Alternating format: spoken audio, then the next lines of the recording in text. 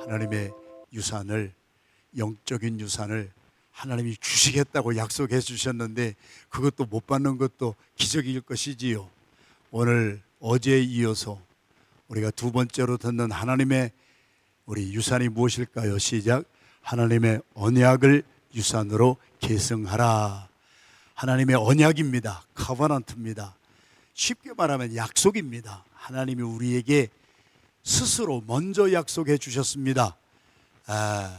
우리가 뭐 이거 해주세요 저거 해주세요 하니까 하나님이 우리에게 응답하고 사람 때문에 하신 것이 아니라 하나님이 먼저 내가 너를 택하였노라, 그리고 내가 이렇게 하여 주리라.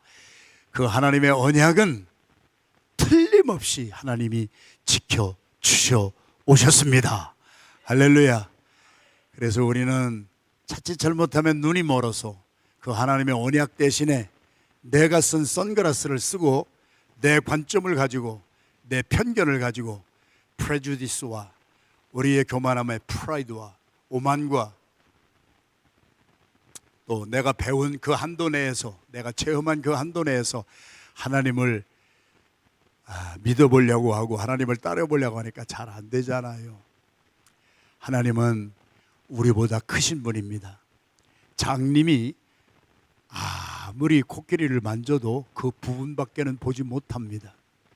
그래서 오늘 이 새벽에는 우리가 잡고 있던 것이 내려지고 하나님의 언약이 보여지고 들려지는, 우리의 눈을 뜨고 가슴이 열려지는 복된 시간 되기를 주님의 이름으로 축원합니다. 오늘 본문 말씀을 통하여서 하나님의 언약을 유산으로 계승하라. 그런데 여기 본문 말씀 11절까지니까 짧게 보는데 두 번째 흉년이 들었다고 기록이 되어 있지요. 아브라함 때에도 흉년이 들었는데 그의 아들 이삭 때에 또, 오늘 26장 1절 말씀에 또 흉년이 들었습니다. 반복되는 일이 우리의 삶에 많이 일어납니다. 아버지 때에 일어났던 그 일이 자식의 때에 일어납니다.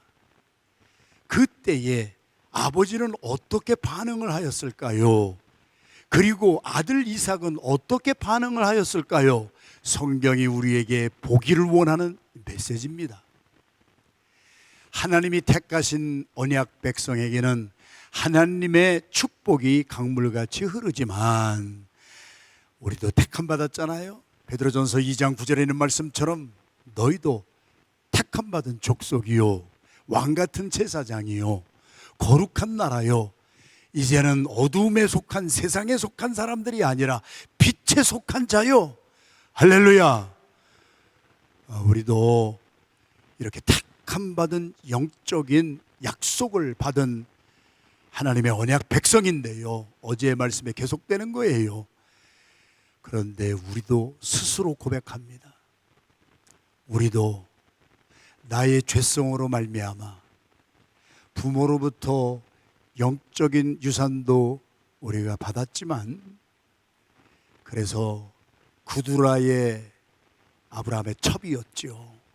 6 아들들, 그리고 이스마엘, 하갈, 첩 하갈의 12지파, 12두령이 되리라, 12민족이 되리라, 헌한 민족이 되리라. 그랬던 그 사람들만 죄성이 있겠어요? 하나님이 지으시고 창조하시고 처음에 세워준 우리의 조상이라고 하는 아담과 하와도 불순종하잖아요.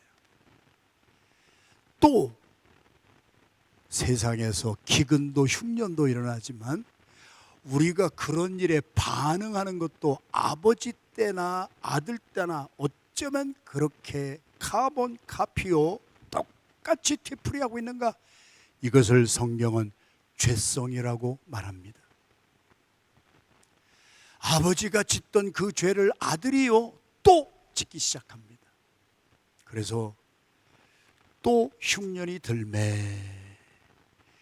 그런데 아버지 때하고 아들 때하고 다른 것이 하나 나타나잖아요. 아브라함 때에 첫 흉년이 들었을 때에는 아브라함은 어디로 갑니까? 애굽으로 갑니다. 왜요?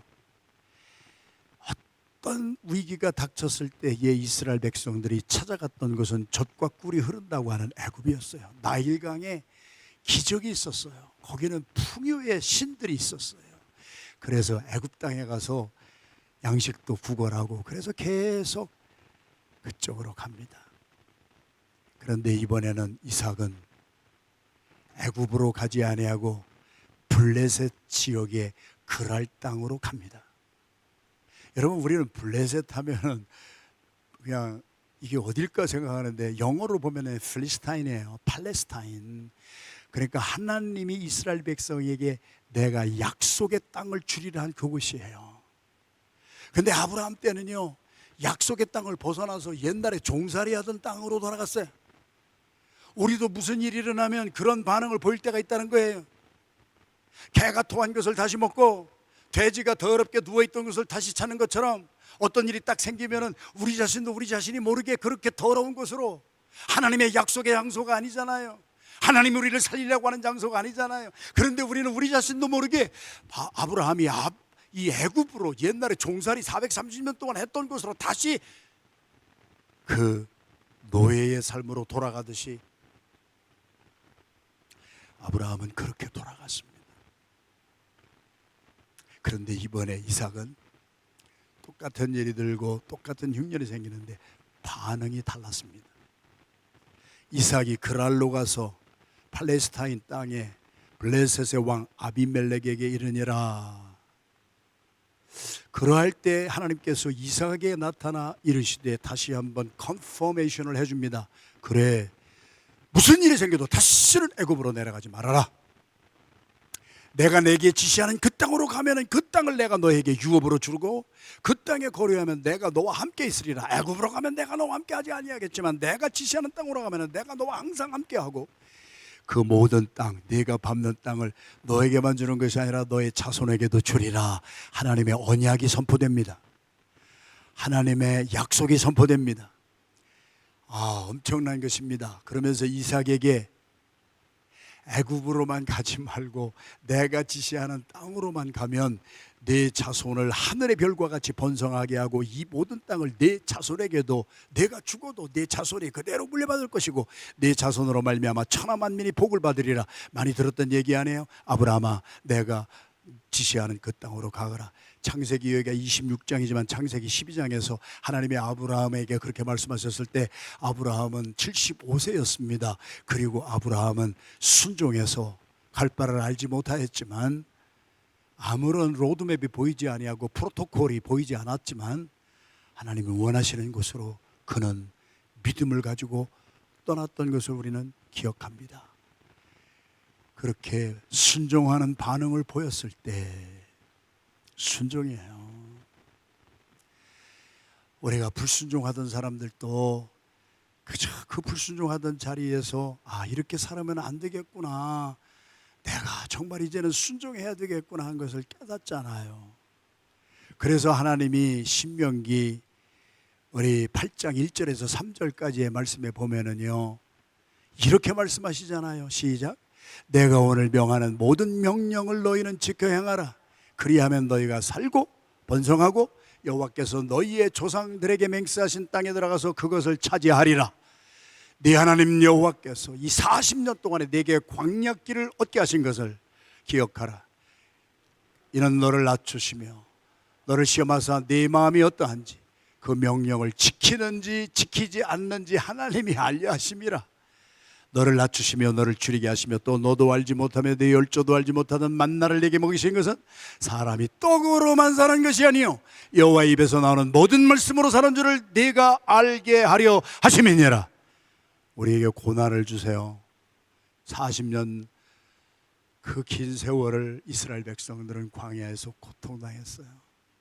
그 고난을 주신 이유가 우리를 죽이려고 하신 것이 아니라, 사람이 떡으로만 살 것이 아니라 하나님의 입에서 나오는 모든 말씀으로 내가 순종만 하면 내가 살고 너를 통하여 다른 많은 사람이 사는 복의 근원이 되게 하려 하심이니라. 우리는 언약을 따라갑니까? 아니면 나의 죄성을 따라갑니까?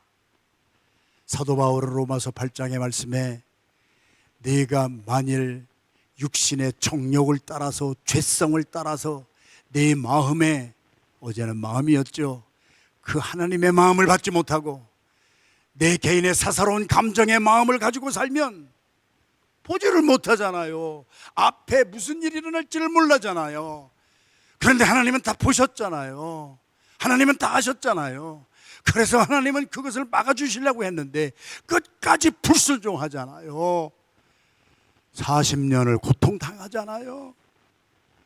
우리가 오늘 하나님의 언약의 말씀을 순종하고, 내 생각에는 손해보는 것 같고 내 생각에는 안 될 것 같아도 낙엽 떨어지는 소리에도 하나님이 기억나게 하시고, 어떤 사람을 통하여서라도 주시는 말씀을 내가 한 번, 두 번 듣는 것이 아니라 계속 들을 때 무슨 이유가 있겠지. 그래서 그것을, 하나님의 언약의 말씀을 들으면은 나는 물론이요 내 자손 때에 이르기까지 밟는 땅마다, 아니 축복이라는 게 영적인 축복, 구원의 축복만 있는 거예요. 하나님의 축복은 홀리스틱한 거예요. 가난한 자를 부유하게도 하시고 빵이 없던 자에게 빵을 주셔서, 여러분 먹을 것이 없으면요 영성에도 영향을 미쳐요. 하나님의 축복은 택한 백성에게 구원의 축복만을 주시는 것이 아니고, 하나님은 이따 보겠습니다만 이삭도 거부가 됩니다. 이삭도 큰 부자가 됩니다. 영적으로 승리하면, 사랑하는 자여 네 영이 잘된 같이 범사가 잘되고 너의 육신의 삶에도 하나님의 강건하게 하시는 축복이 임하게 될 것이니라. 하나님의 축복은 홀리스틱한 거예요. 한 단면만 말씀하시는 것이 아니잖아요. 오늘 우리에게 주시는 메시지의 핵심입니다. 손해가 나는 것 같아. 하나님의 말씀을 따라가려면 내가 이렇게 해줄게, 너 잘 이렇게 따라와, 로드맵을 보여주시고 프로토콜을 다 제시해 주셨는데, 내가 자라온 환경, 내가 겪은 체험, 이런 거를 다 총동원해 보면은 도저히 이것은 순종 못 하겠거든. 그래서 순종하지 아니하고 나의 죄성 가지고 결단을 내리든지 둘 중에 하나입니다. 사랑하시는 성도 여러분, 오늘 아브라함의 가문을 통해서 흐르는 것이 이것입니다. 어떤 학자들은 목회와 신학이나 이런 데 여러분 혹시 읽어보면은 가계에 흐르는 저주가 있다고 그랬습니다. 가계에 흐르는 저주를 끊어라. 아버지가 술을 무지하게 마셨어요. 아들이 어릴 때부터 보고 자란 것이, 아버지가 술 마시는 거 보고 자라요, 담배 피는 거 보고 자라요. 그래서 그 자식은 세대가 바뀌면서 담배만 핍니까? 마약에도 손을 대요. 뭐 히로뽕도 하고 뭐 마시는 것도 하고 뭐 별거 다 해요. 아버지가 하나님이 하지 말라고 하는 것을 보면서 자라난 자녀들이 아버지의 죄성을 그대로 받아 살아갈 수도 있는 거예요. 그것을 끊으라는 거예요. 가게에 흐르는 저주를 어떻게 끊느냐는 거예요. 칼로 끊는다는 거예요? 아니에요. 하나님의 말씀을 순종하는 거예요. 하나님의 말씀을 순종하지 아니하고 거역하지 아니한 조상의 삶에 흘렀던 가계의 저주가 내가 끊을 수 있는 길은 무엇이냐? 하나님의 말씀대로 순종할 때 가계에 흐르는 저주도 끊어지는 역사가 일어날 줄로 믿습니다. 그래서 하나님은 말씀을 주셨다고 그랬습니다.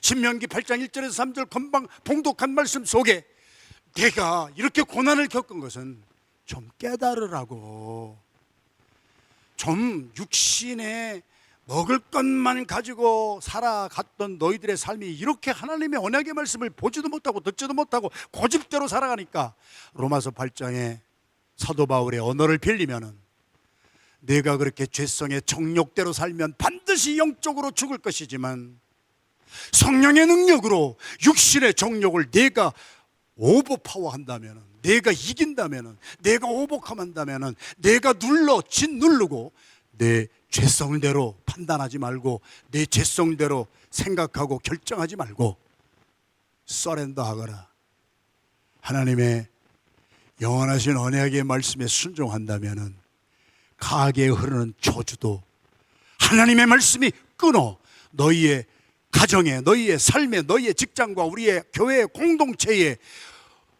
우리의 일터 위에도 하나님의 축복이 강물처럼 다시 흐르게 되리라. 할렐루야. 하나님의 언약을 유산으로 계승해야지. 하나님의 말씀대로 하지 아니하고 사적인 감정대로 막 할 때, 어제도 목사님들에게, 목회자들에게 제가 말씀드렸어요. 이게 아마 제 유언적인 말씀에, 어떻게 보면은 제가 이제는 이게 마지막 특세이기 때문에 어제부터 21번에 하나님의 유산은 이런 것이다 이런 것이다 할 때, 오늘 두 번째는 하나님의 언약 약속의 말씀인데, 그거 하는 것이 쉬운 것이 아니에요. 저는 수많은 교회를 다니면서 부흥하는 교회도 보았고 깨지는 교회도 수없이 보았습니다. 깨지는 교회는 달리 깨지는 게 아니에요. 성도들이 교회를 깨트리는 케이스는 거의 없어요. 목사들이 깨트려요. 담임 목사가 깨트려요. 제가 고백했잖아요. 30년 동안 저 때문에 교회가 깨질 만한 위기가 많이 있었어요. 그때 제 눈이 닫혀졌어요. 그러나 하나님의 성령이 제 눈을 열어주셨을 때에는, 내 본능대로, 내 감정대로 이렇게 결정했다가는 우리 교회 깨지겠구나 하는 것을 너무 많이 느꼈어요. 깨지는 교회들은 성도들이 깨트리는 거 아니에요. 첫째는 목사들이 깨트려요. 그래서 어제는 목사님들을 향해서 제가 메시지를 전했어요. 오늘은 장로님들이 헌신하세요. 교회가 깨지는 이유는 장로님들이 깨트려요. 어떻게 깨트리는 줄 아세요? 구체적으로 예를 들어 드릴까요? 교회의 어른은, 영적인 어른은 목사와 장로들인데, 사도 바울이 3년 동안 에베소에서 복음을 전하다가 예루살렘으로 갑니다. 이번에는 우리가 옛날처럼 안디옥으로 돌아가는 것이 아니라 영원히 돌이킬 수 없는 이제 순교의 그 길을 가기 전에 밀레도라고 하는 섬에서 에베소 교회 3년 동안 개척해서 세워놓은 교회 장로들을 밀레도로 초청합니다. 그리고 밀레도에서 마지막 석별의 정을 나누면서 장로님들에게 부탁합니다. 내가 3년 동안 목회하면서 장로님들 교회 개척에서 다 세워드렸습니다. 나의 권한을 위임해드렸습니다. 그리고 내가 보여주었습니다. 어떻게 목양을 해야 될지를 보여주었습니다.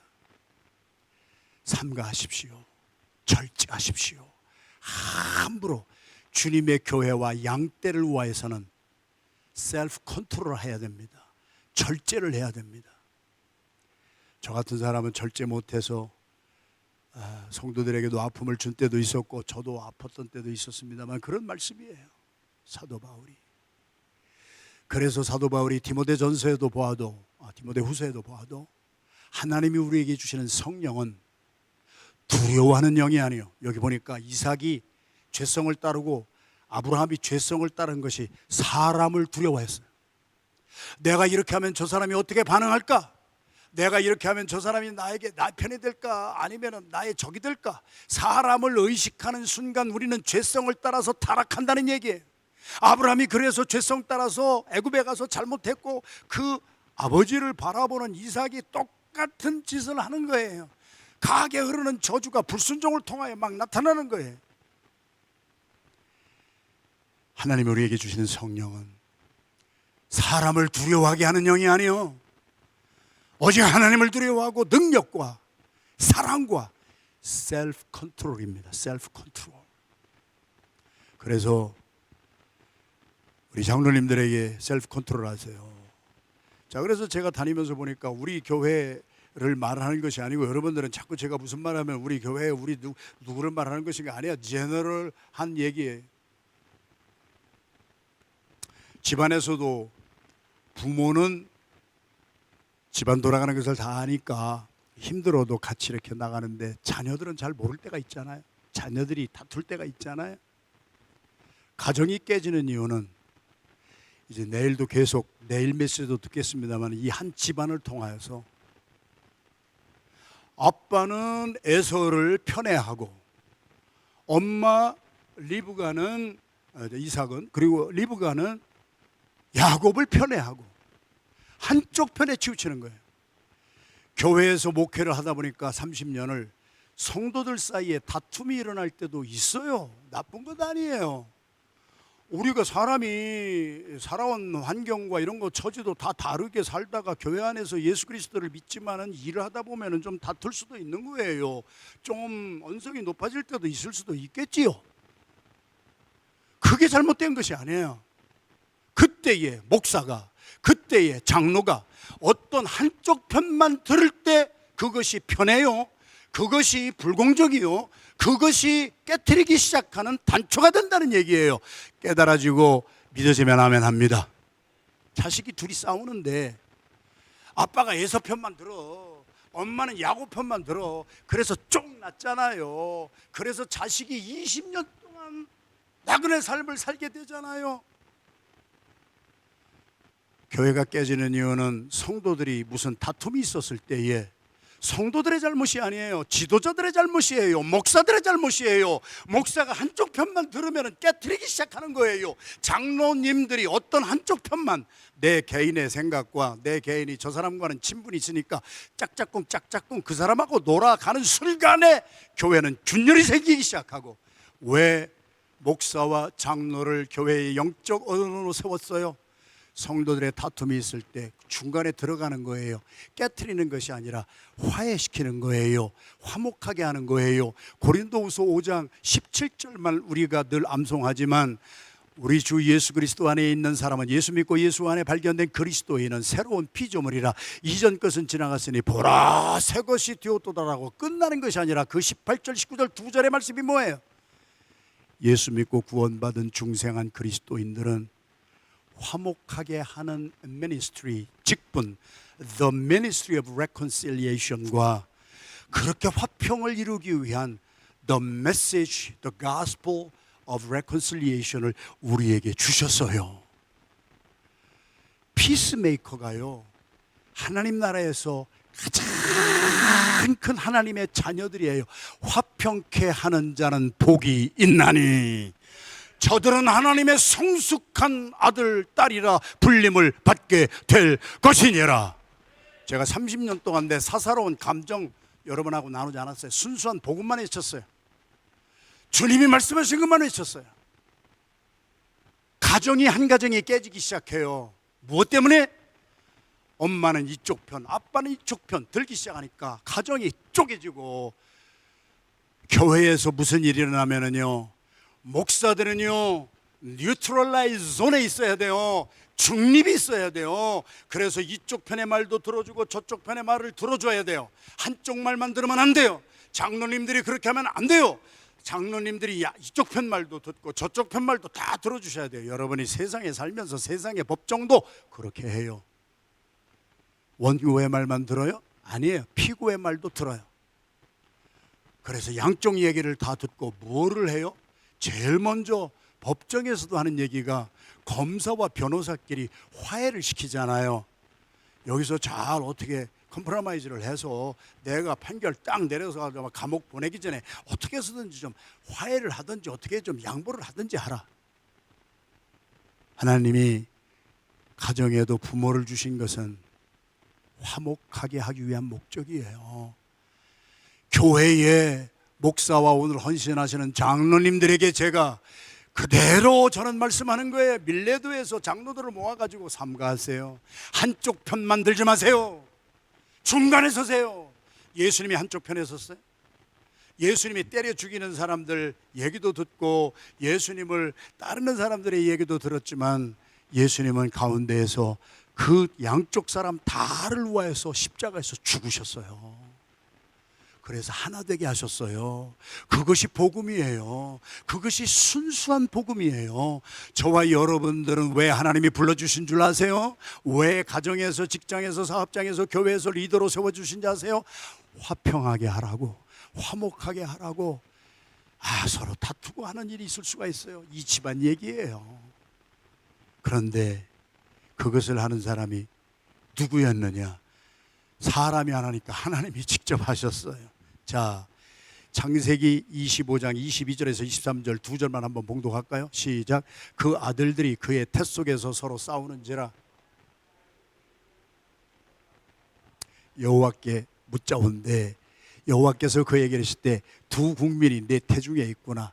두 민족이 내 복중에서부터 나뉘어지리라. 이 족속이 저 족속보다 강해갖고 큰 자가 어린 자를 섬기리라 하셨더라. 여러분, 리브가가 임신했을 때 에서와 야곱 쌍둥이가 복중에서부터 싸우는 거예요. 이게 무엇을 우리에게 말하는 거예요? 잉태된 복중에 있는 아기들도요, 죄성을 타고났어요. 그래서 복중에서부터 싸워요. 태어나기도 전에 싸워요. 그랬더니 하나님께서, 그러니까 이제 이삭이 이게 어떻게 된 것인가 그랬는데, 두 국민이 내 태중에 있어. 두 민족이 작은 출발이 나중에 큰 민족을 이루게 돼. 복중에서부터 나누게 돼. 이 족속이 저 족속보다 강하겠고 큰 자가 어린 자를 섬기리라. 누구의 말이에요? 하나님의 언약이에요.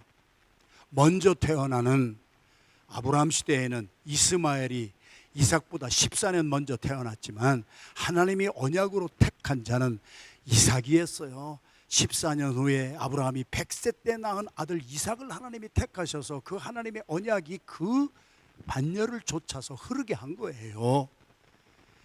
이번에도 더 에서가 장남인데 에서를 하나님이 언약의 백성으로 만들지 않았어요. 나중에 태어난 야곱을, 그것은 하나님의 택함이에요. 언약은 하나님의 절대 주권의 표현이에요. 그래서 하나님만이 하실 수 있는 거예요. 그래서 하나님이 택하셨어요. 저와 여러분들이 오늘 이 자리에 있는 것도 세상 사람들의 투표를 받아가지고 있어진 게 아니에요. 우리가 세상에서 저 사람은 잘나고 이 사람은 못났기 때문에 세상 사람들의 말대로 우리가 여기 목사가 된 것도 아니에요. 하나님이 택하셨어요. 여러분 한 분 한 분을 여러분이 뭐 잘했던 못했던 그런 것이 기준이 되지 아니하고, 고린도후서 3장의 새 언약의 장, 항존직 직분자가 되려면 암송이었을 그 장에서 뭐라고 그랬어요? 우리가 자격을 받고 퀄리파이가 돼서 하나님 앞에 새 언약의 일꾼으로 선 것은 율법 조문대로 한 것이 아니요 성령으로 말미암아 우리는 그러한 자격받을 기준이 없는 자이지만 예수 그리스도의 죽으신 보혈의 공로로 말미암아 부활하신 그 능력으로 말미암아 우리는 값없이 자격 있는 사람이 되었습니다. 할렐루야. 새 언약 받은 사람들은 내가 무슨 자격이 있어서 목사가 된 줄 아세요? 그것을 내가 무슨 자격이 있어서 장로님들이 된 줄 아세요? 저는 어제는 목사님들에게, 오늘은 장로님들에게 하나님의 말씀을 있는 대로 선포하는 거예요. 하나님이 자비와 긍휼로 우리들을 영적인 어른이 되게 하신 것은 한쪽 편만 치우쳐가지고 교회를 깨트리지 말아라. 하여튼 교회 깨지는 교회는요, 목사가 이쪽 편에 붙어버려.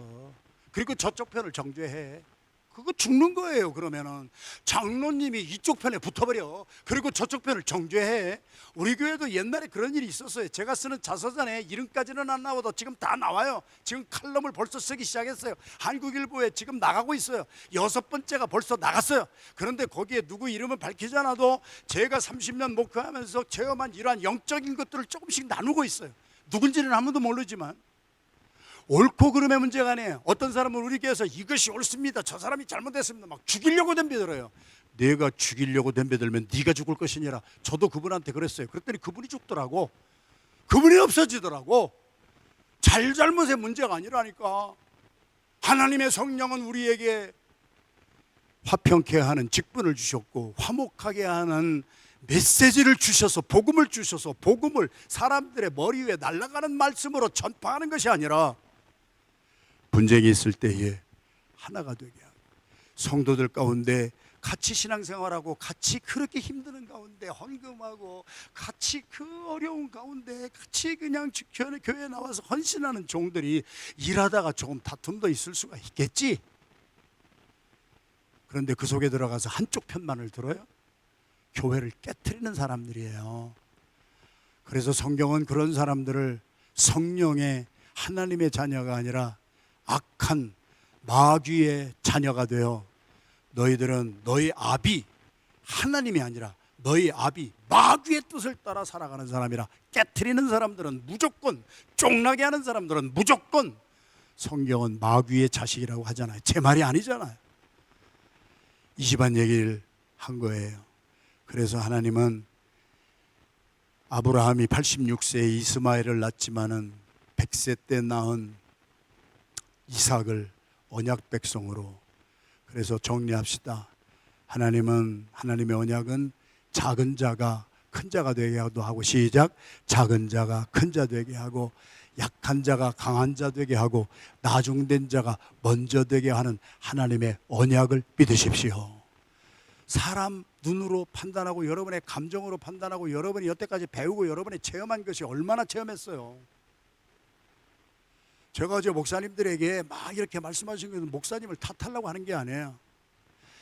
제가요, 하나님이 기다려 주셨고 우리 부모가 24살 때까지 참아주셨어요. 사람은요, 어떤 사람이든지, 저 같은 사도 바울 같은 죄인의 괴수든지, 눈만 떠지면 영안이 열리고 주님의 음성을 듣기 시작하면 사람은 누구나 변화받을 수 있습니다. 그런데 우리는 조금 거슬리는 일을 겪으면은 왼수처럼 살아갈 때가 있잖아요. 아니에요, 그렇지 않아요. 다른 것은 다 포기해도 사람은 포기하면 안 돼요. 제가 배운 것이 그거예요. 그래서 저는 목사님들, 제가 다 우리 부목사 어제 한 말씀 안에 부교육자들이 뭐 다 잘하고 다 잘해서 제가 이렇게 같이 가는 줄 알아요? 아니에요.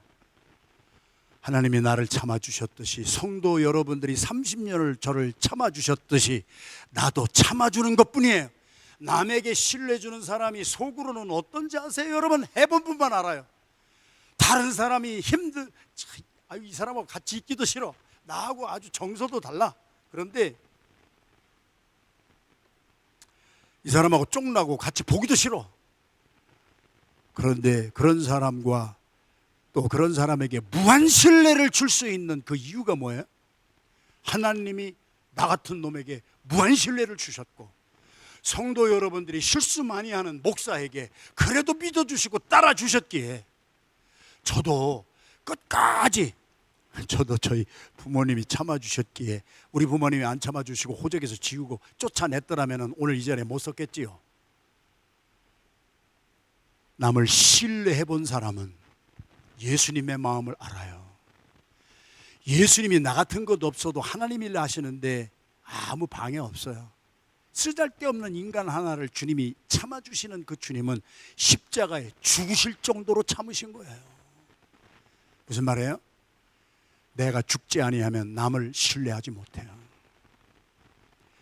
그런 신뢰를 받은 사람들은요, 내가 잘나서 이렇게 신뢰를 받는 줄로 착각하는 데서 빨리빨리 벗어나야 돼요. 그러면 나는 어떻게 살아야 돼요? 나도 내 마음을 아프게 하고 저 사람만 아니면 내가 뭐 좀 할 수 있을 것 같은데 하는 그러한 간장종지만 더 못한, 이거는 복음의 그릇이 아니에요. 이건 리더십의 문제가 아니에요. 카리스마가 있고 없고의 문제가 아니에요.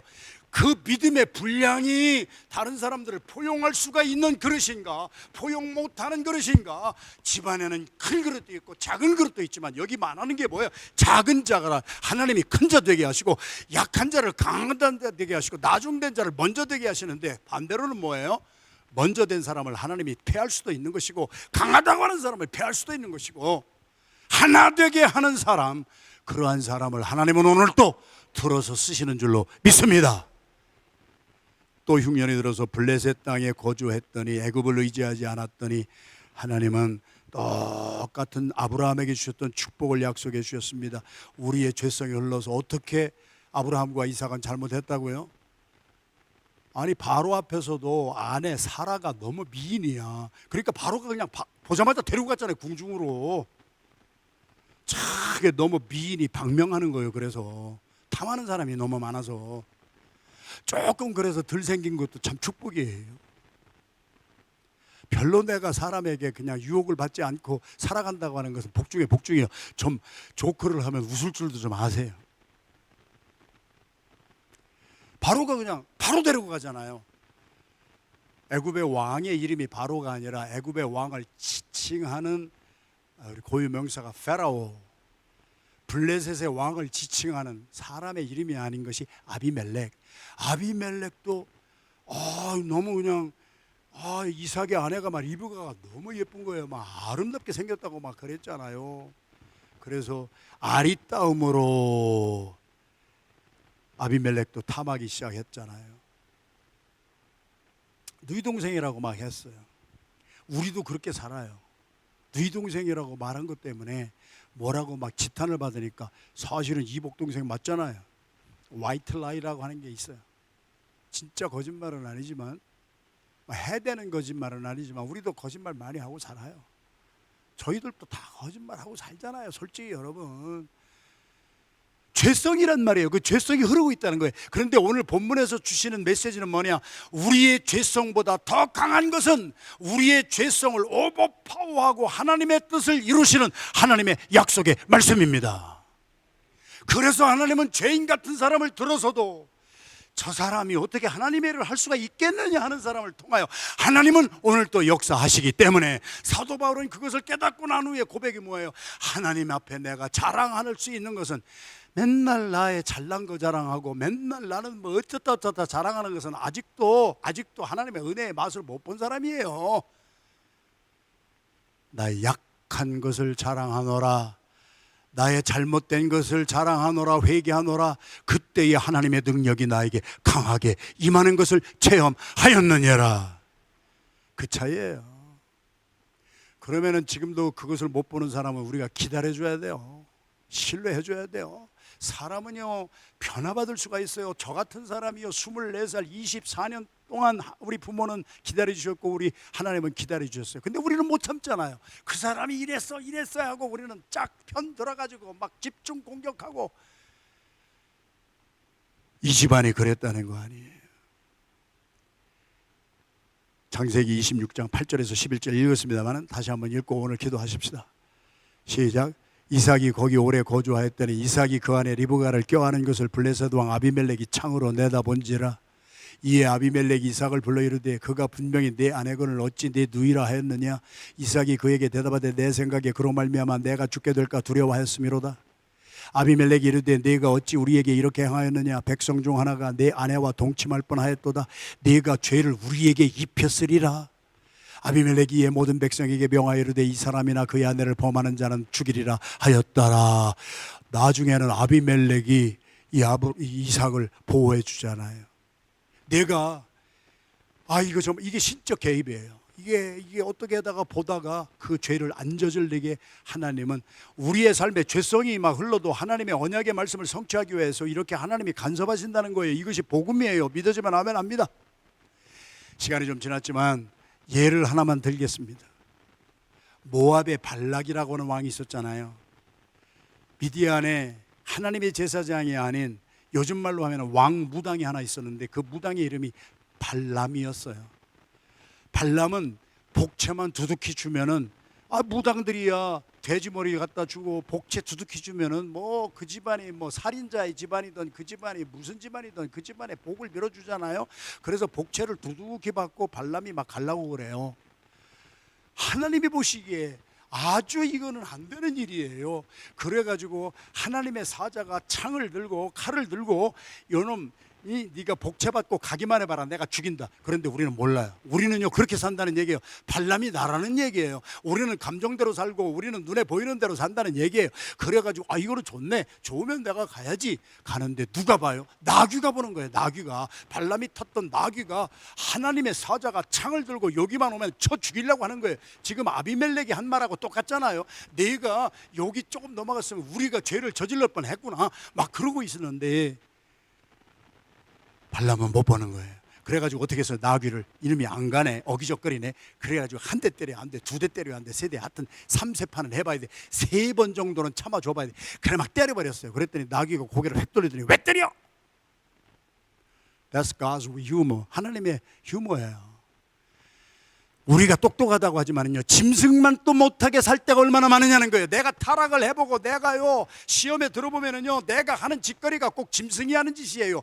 오감을 따라서 살지 영감을 따라서 살지 않는단 말이에요. 성령의 인도를 받지 아니하고 시각, 촉각, 후각, 미각 뭐 이런 것을 가지고 오감을 가지고 우리가 살아갈 때 동물은 우리보다 감각이 더 뛰어나. 동물보다 못해. 그리고 나귀가 왜 때렸냐고 했을 때 성경이 뭐라고 기록한지 민수기 22장. 그때 하나님이 발람의 눈을 성령으로 열어주시는 거예요. 사도 바울이 아나니아에게 안수를 받았을 때 눈에서 비늘 같은 것이 떨어지며 영안이 열리는 거예요. 구약이나 신약이나 성령의 터치를 받지 않으면요, 내 편견과 내 오만과 내 개인의 지식과 내 개인의 감정과 내가 체험한 그 한도 내에서 판단을 하지, 하나님의 성령으로 눈이 열리기 전까지 발람은 여호와의 사자가 나타났습니다. 너 나귀한테 그런 짓을 했지만 너 나귀 때문에 산 줄 알아 이놈아. 하나님의 사자가 발람한테 너 나귀 안 했으면 너 벌써 내 칼에 맞아 죽었어 이놈아. 너 나귀 때문에 살았어. 하나님이 간섭하신 거예요. 개입하신 거예요. 하나님의 축복을 줄 이스라엘 백성들의 준 언약을 계속 지키기 위하여 방해꾼들이 마귀와 사탄의 세력이 막 나타나도 나귀를 통하여서라도, 그리고 마지막에는 발람의 눈이 열렸습니다. 그리고 갔더니 모압 왕 발락이 복채를 주었으니까 처음에는 바알 산당에 끌고 가서 자 이스라엘을 저주하라 그랬더니 발람이 뭐라 그래요? 눈이 열린 사람이에요. 복채에 팔려왔다가 눈이 열려버렸어요. 그러니까 그가 저주 대신 뭐라 그래요? 저 이스라엘 하나님이 축복하기로 언약한 백성, 언약의 백성을 내가 무슨 수로 저들을 저주합니까? 그리고 그들을 축복하는 거예요. 야, 이놈 봐라, 내가 너 복채 주고 말이야, 너 우리 이스라엘을 저주해야 우리 모압이 이길 텐데 그랬을 때니 왜 이스라엘 또 축복해? 아무래도 얘가 이스라엘을 다 봐서 그래. 그래서 이번에는 비스가산 꼭대기로 데리고 올라가잖아요. 비스가산 꼭대기에 올라가면 이스라엘이 다 보이는 것이잖아요. 끝자락 요만큼만 보이니까 별거 아니야. 저것도 별거 아니니까 이번에도 또 저주해.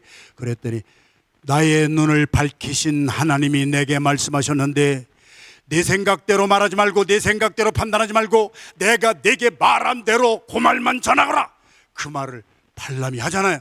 여호와는 인생이 아니시니 시건치 아니하시고 인자가 아니시니 후회가 없으시도다.